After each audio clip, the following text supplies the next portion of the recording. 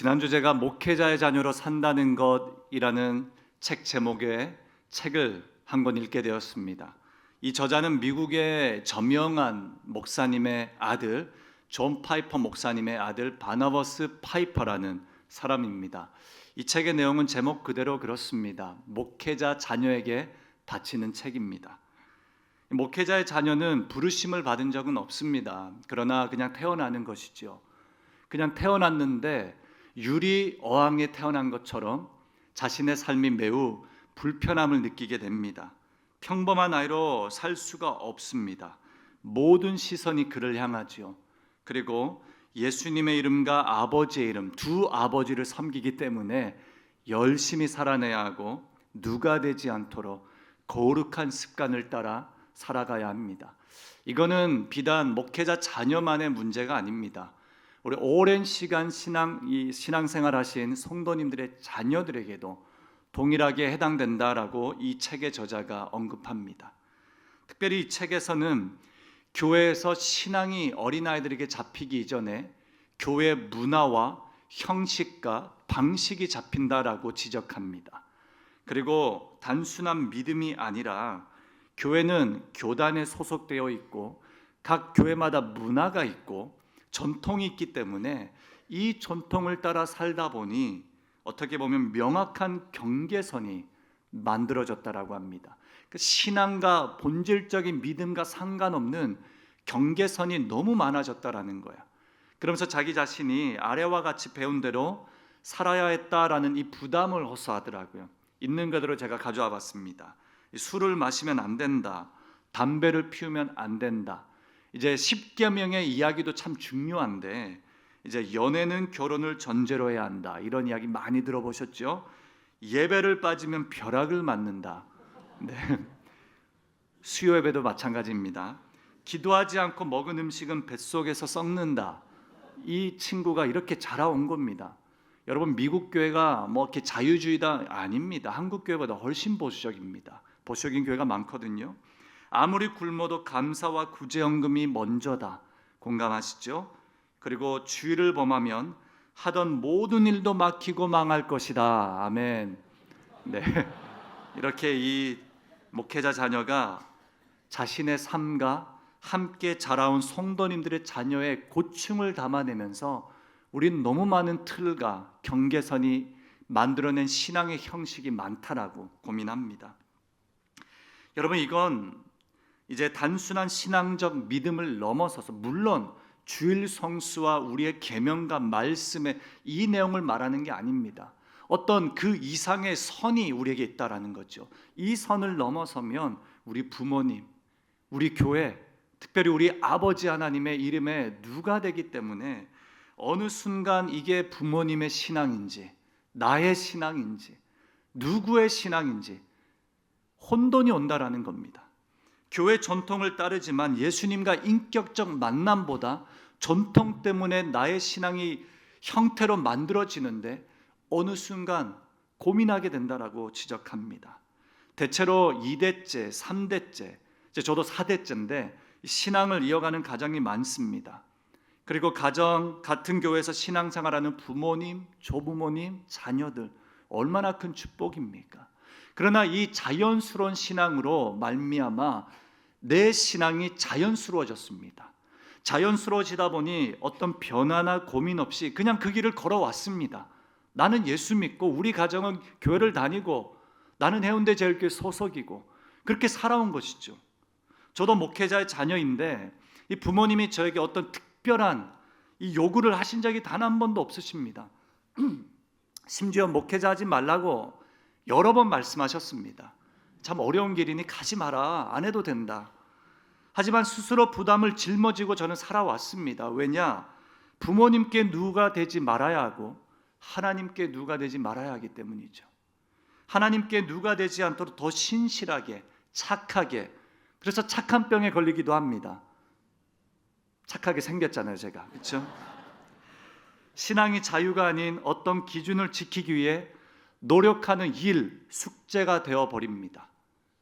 그리고 시간이 흐르고 교회 많은 젊은이들과 청년들, 청소년들 교회를 떠난다고 우리는 화가 나고 분노하고 울분을 가지지만 저들의 신앙과 현실 사이에서 혼란을 겪는 것입니다. 이게 나의 길인지, 이게 부모님의 신앙인지, 내 안에 예수님이 살아계시는지, 나는 정말 신앙생활을 하고 있는지 고민을 하는 것입니다. 고민의 시기는 여러분 열심히 기도해 주시면 됩니다.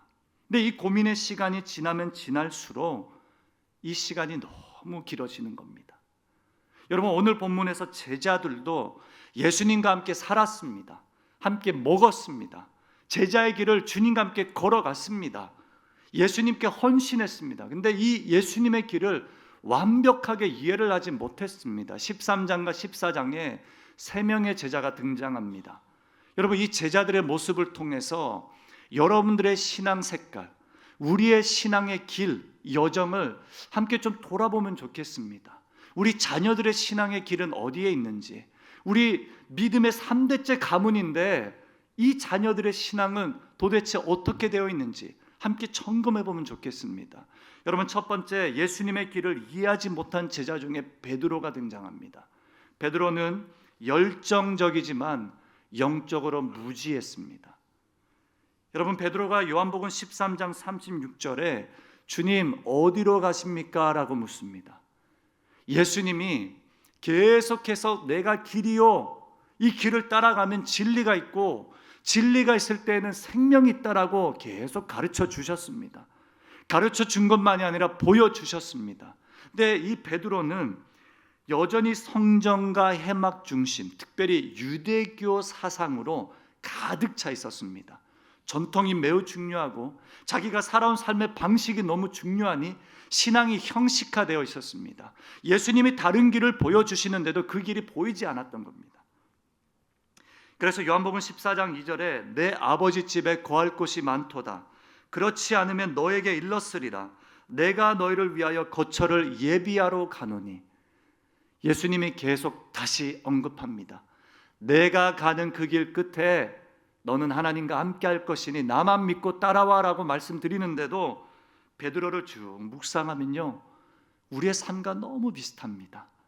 구원을 알겠는데, 구원은 받았는데 구원이 무엇인지 모르고 열정적으로만 쫓아갑니다. 여전히 유대교식의 형식이 우리에게 남아 있습니다. 신앙은 전통적이어야 합니다. 확신합니다. 그러나 전통만 있으면 위험합니다. 여러분, 베드로는 유대교 사고방식 원칙에 사로잡혀 복음의 본질을 잃어갔습니다. 여러분, 우리에게 그런 모습이 남아있지 않는지 함께 돌아와야 합니다. 두 번째로, 예수님의 길을 이해하지 못한 제자는 도마입니다. 도마는 논리적인데 의심이 많습니다. 논리적일수록 의심이 많다라고 하는 것. 요한복음 14장 5절에 도마가 이르되 주여 주께서 어디로 가시는지 우리가 알지 못하거늘 그 길을 어찌 알겠사옵나이까. 예수님은 얼마나 답답하셨을까요? 계속 말씀해 주시는데 도대체 어찌 알 바 모르겠습니다라고 계속 말씀합니다. 하나님이 유일한 길이시고 이 길을 가야지 아버지와 연결이 된다라고 말씀하셨어요. 근데 도마가 그린 그 길은 다른 물리적인 길이었습니다. 도마는 다른 길을 걸어가고 싶어 했습니다. 우리는 종종 신앙생활하며 우리가 걷는 길 끝에 예수님이 계시길 소망합니다.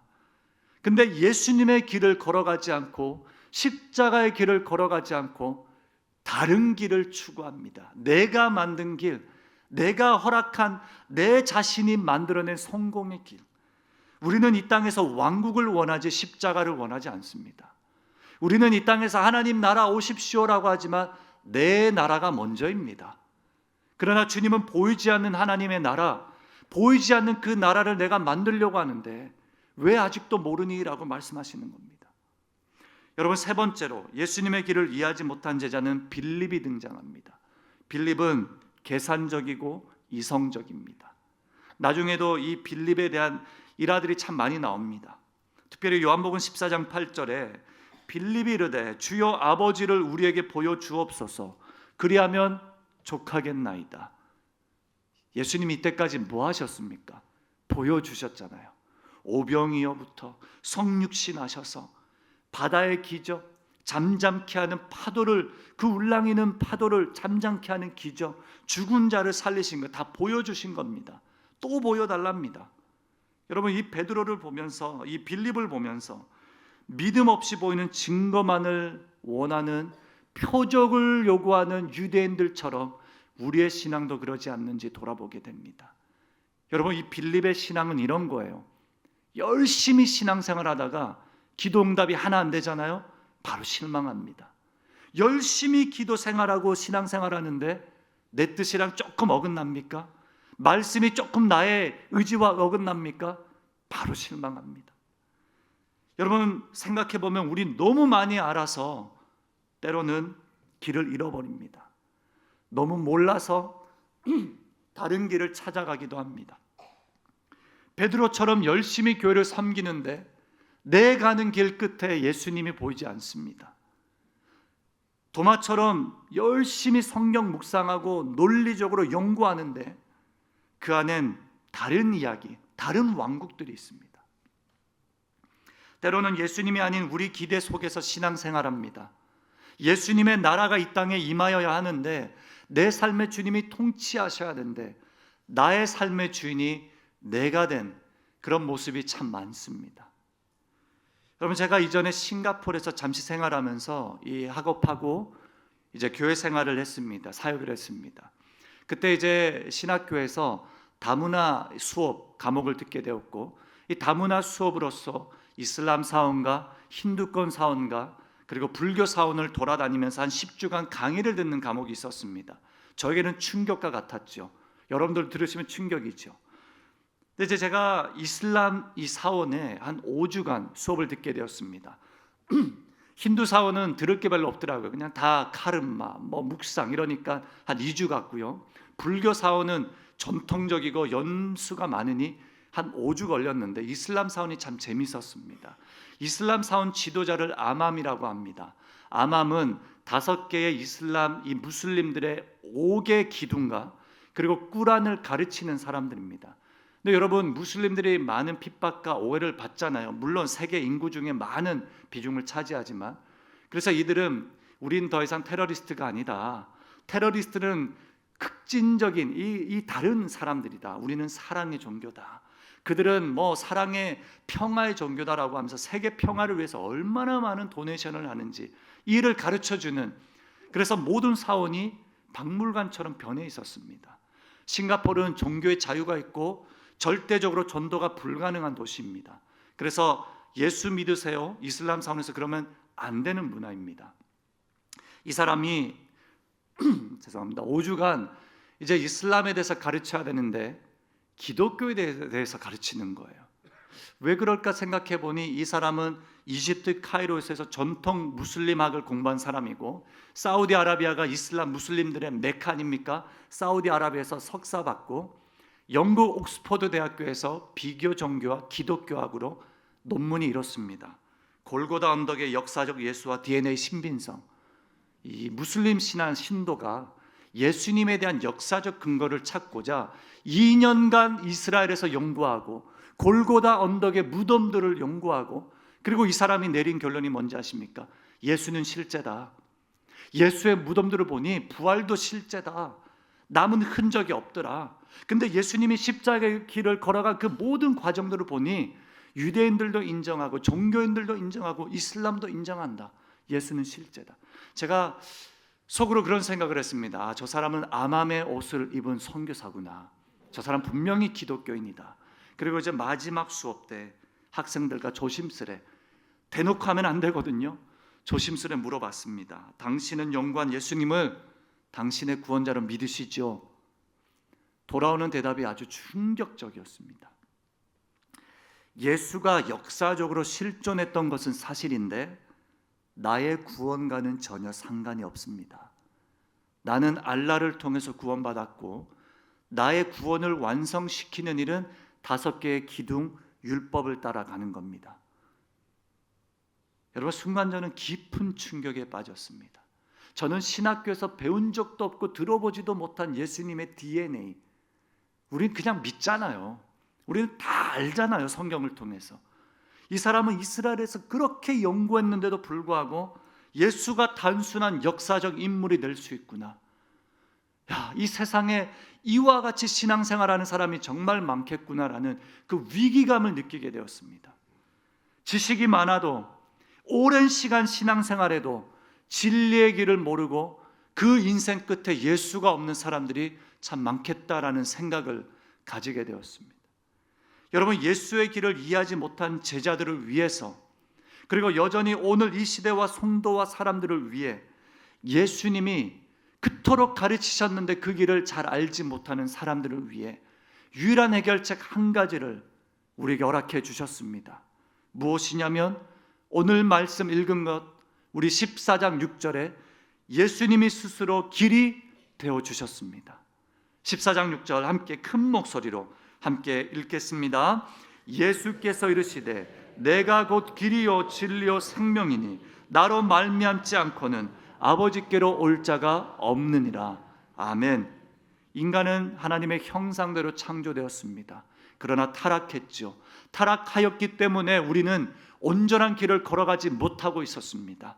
온전한 길을 걸어간다라고 하지만 왜곡된 길을 걸어갔습니다. 그 길 끝에 생명이 있다라고 착각하지만 사망이 있습니다. 그래서 인간은 스스로 구원할 수 없기 때문에 예수님이 이 땅에 오셔서 다시 한번 기회를 주셨습니다. 그리고 길을 마련해 주셨죠. 이 길만 쫓아온다면, 예수님만을 통과한다면 그 길은 진리고 진리를 쫓아가면 생명이 있다라고 약속해 주셨습니다. 그래서 그리스도 안에 있는 모든 피조물은, 예전 것은 지나간 모든 피조물은 새로운 피조물이 됩니다. 새로운 피조물을 위해서 예수님은 기꺼이 이 땅에서 뭘 하셨습니까? 불의한 자를 대신하셔서 우리를 하나님께로 인도하신 거예요. 아버지께로 올 자가 없는 것, 아버지께로 우리를 인도할 그 무엇도 이 세상에 존재하지 않기 때문에 예수님은 스스로 길이 되셨습니다. 우리는 예수님만을 통과해야 구원이 임하고 예수님만을 통과해야 그리스도인이라고 말하는 겁니다. 우리가 예수님을 통과할 때 생명으로 인도하는 문은 협착하고 좁지만, 그래서 찾는 사람들이 적습니다.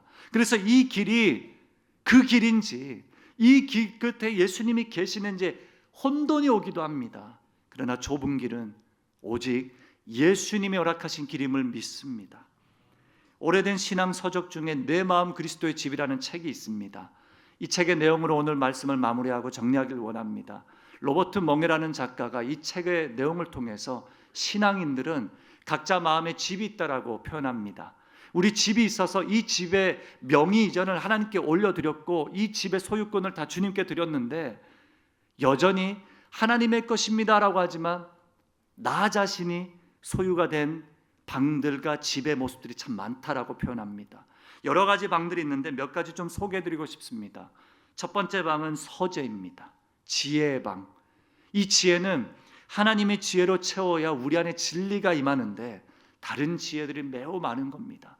베드로도 예수님의 지혜만 채우면 되는데 자신의 생각, 유대인들의 전통, 여러 지혜로 채우다 보니 이 길에 혼선이 있었습니다. 이 방의 주인이 뺏긴 것이죠. 또 다음에 식당이라는 이 장소 공간은 우리의 만족과 욕망의 자리입니다. 우리의 삶을, 우리의 영혼을 무엇으로 채워야 합니까?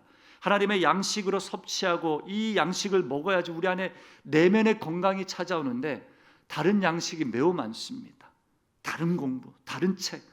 어제 저도 이런저런 기사들을 보다가 순식간에 유튜브라는 이 플랫폼은 다른 곳으로 우리를 인도합니다. 저는 신천지를 찾아본 적이 없는데 신천지 이야기가 자꾸 올라오는 겁니다. 여러분, 이 우리의 삶의 영적인 이 만족은 주님 안에 있는데 다른 만족, 다른 체험이 매우 많습니다. 한번 돌아보시길 바랍니다. 또 거실이라는 공간이 있습니다. 예수님과 교제하는 우리만의 묵상의 자리, 새벽의 시간. 그래서 이 책에서는요, 따뜻한 거실 안에 예수님이 찾아오셔서 차 한잔 마시며 나 너를 기다린다라고 하는데 이 친구가, 이 책의 주인공이 자꾸 바쁘다고 점점 그 티타임을 등한시하는 거예요. 예수님이 혼자 기다리시는 겁니다. 여러분, 그 다음 방은 작업실입니다. 작업실은 나의 삶과 계획의 공간입니다. 하나님이 내 인생의 주인이십니다. 하나님이 나의 구원자이십니다, 주님이 나의 구원자이십니다 고백하면서도 내 삶의 설계를 우리가 만드는 거예요. 나의 의지, 나의 노력, 내가 원하는 것, 우리의 자녀들의 작업실을 우리 부모님들이 자꾸 만드는 겁니다. 주님 뒤에 계십시오. 내가 더 잘 알잖아요. 저도 학원 다녀봤고, 저도 한국에서 공부해봤고, 저는요 한국에서 수능을 안 쳤습니다. 그래서 우리 자녀들의 신앙 교육은 제가 하지만, 아내도 하지만 학업은 제가 안 합니다. 수학도 모르겠고 아무것도 몰라요. 저는 그냥 우리 아내에게 맡겼습니다. 이런 거죠. 맡겨야 되는데 못 맡기는 겁니다. 자꾸 간섭하기 시작하다 보니 이 작업실도 하나님의 의도와 달라지는 겁니다. 오락실, 즐거움의 공간, 우리 신앙인들에게도 취미가 필요하고 공동체가 필요하고 교제가 필요합니다. 근데 다른 쾌락이 찾아오는 거예요. 우리를 만족시키는 것은 주님 안에 있고 이 예배가 우리의 만족인데 다른 쾌락들이 찾아옵니다. 침실은 보호와 거룩의 공간입니다. 우리 몸이 그리스도의 성전이다라고 말씀하지 않습니까? 근데 이 몸을 소중히 여기지 않는 거예요. 이 몸을 함부로 다루는 겁니다. 음란과 탐욕과 절제하지 못하는 죄악으로 가득 채우면서 우리의 삶이 점점 주님과 멀어지는 겁니다. 마지막으로 이 저자가 주장한 공간은 벽장입니다. 이 주인공이요 다 방들을 오픈하고 내어드렸습니다. 근데 캐캐 묵은 냄새가 난다는 거예요. 예수님이 그 방이 하나 더 있는데 어디에 있냐라고 묻지만 이 사람이 숨기고 싶었던 거예요. 마지막에 이 방의 비밀은 뭐냐? 누구에게도 말하고 싶지 않았던 비밀, 누구에게도 감추고 싶었던 나만의 은밀한 죄, 이 죄가 쏟고 있었던 것입니다. 그래서 이 책의 주인공은 결국 집의 모든 열쇠를 예수님께 드리며 이렇게 고백합니다. 이제는 주님이 내 삶의 주인이십니다. 나의 숨은 벽장을 치우셨듯이 내 삶 전체를 다스려 주십시오. 명의 이전은 이런 것입니다. 여러분, 우리가 집에 대한 명의 이전도 모든 서류가 깔끔할 때 이루어지는 거잖아요. 모든 삶의 주인과 이 주도권과 소유권을 주님께 내어드리는 것이 구원받은 자, 예수의 길을 걸어가는 자들의 삶임을 믿습니다. 이제 우리는 선택해야 합니다. 나의 길을 갈 것인가? 예수께서 허락하신 길을 걸어갈 것인가? 예수님이 이미 우리를 먼저 선택하셔서 그 길을 걸어가게 하셨습니다. 성령님이 날마다 우리를 인도하십니다. 그래서 그 길만이 진리고 생명입니다. 그러나 여전히 우리는 다른 길을 찾고 다른 원인을 찾고 다른 곳에서 헤매고 방황합니다. 사랑하는 성도님, 이 세상에 길을 잃은 자들이 매우 많습니다. 우리 자녀들도 열심히 신앙생활하다가 어느 순간 길을 잃어버립니다. 그러나 주님이 고아와 같이 내버려 두지 않으시고 그 영혼들과 영원히 함께 하겠다라고 말씀하시며 나만 믿고 따라올 때 그 길에 예수께서 아버지께로 인도하는 유일한 생명길을 허락하겠다 약속하셨습니다.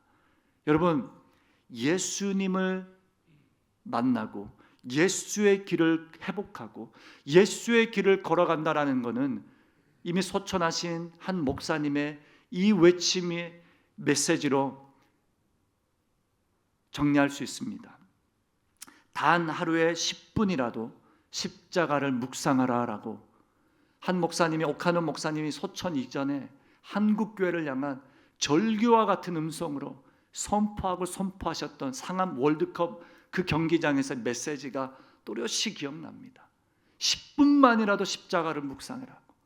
우리 그리스도인들이, 우리 개신교들이, 교회를 다니는 성도들이 예수 십자가 없이, 예수를 통과하지 않고 신앙은 그냥 신앙일 뿐이지, 형태일 뿐이지, 예수 없는 그 모습을 회개해야 된다.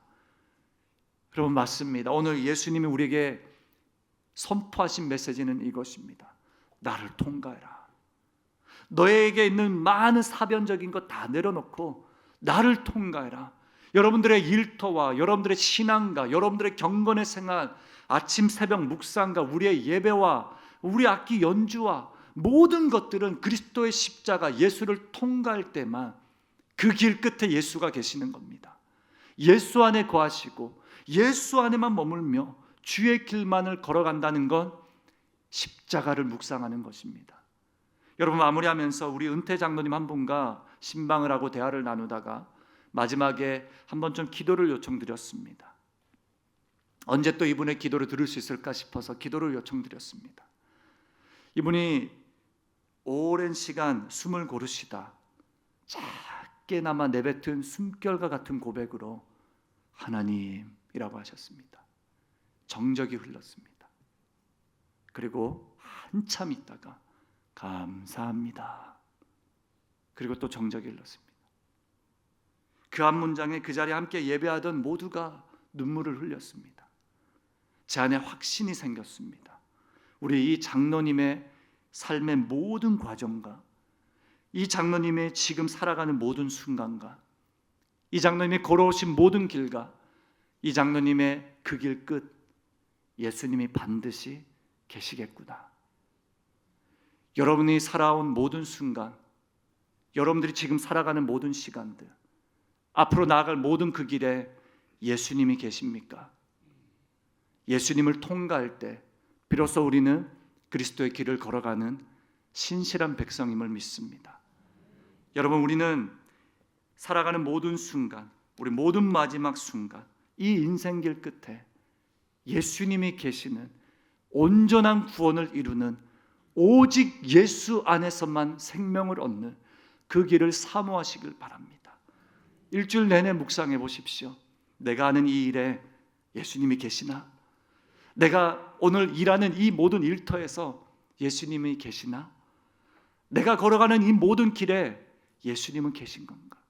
나의 자녀 양육에 예수님은 살아 역사하셨습니다.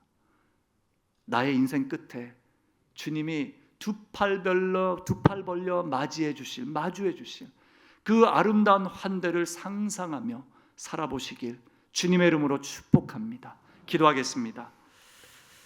하나님, 우리 다 알면서도 제대로 걸어가지 못한 길들이 있습니다. 우리 때로는 너무 많이 알아서 잘 선택하지 못하는 경우도 있습니다. 때로는 무지함으로 잘 찾아내지 못한 길도 있습니다. 그러나 예수님이 이 땅에 오셔서 먼저 그 길을 가시고 보여주시며 오직 이 길을 통하여서만 아버지께로 갈 수 있다 말씀해 주신 주님을 찬양합니다.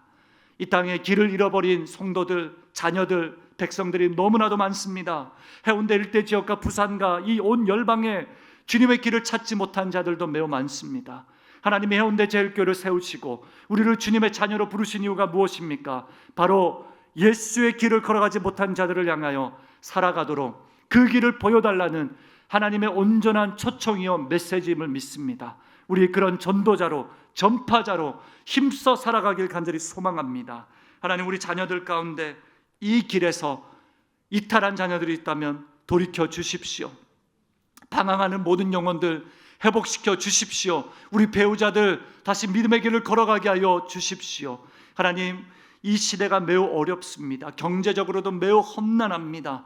그러나 주님의 것이기에 우리의 모든 집과 모든 소유권, 우리의 모든 명의가 다 주님의 것이기에 아낌없이 드립니다. 기뻐 받으시고 구원하는 일로 쓰임받게 하시고 강건케 하시며 모든 환우들 지켜주시고 출산한 우리 귀한 가정을 축복해 주시고 특별히 우울증, 정서적인 불안감으로 두려움 속에 거하는 우리 성도들이 계시다면 하나님 찾아오셔서 그 길 끝에 내가 있으니 다시 힘을 내어 함께 일어나자 말씀하여 주실 것을 믿습니다. 우리의 구원자이신 주님, 우리 인생 끝에 오직 살아계신 주님만이 계시길, 나의 것은 다 제거하여 주시고 주님만 계시길 간절히 소망합니다. 나의 예배와 나의 찬양과 나의 모든 부르짖음, 나의 모든 일터와 우리의 모든 삶이 주님이 계시는 자리가 되길 간절히 소망하며 단 10분이라도 주님을 묵상하는 자가 되길 간절히 바라며 이 모든 말씀 예수님의 이름으로 기도합니다. 아멘.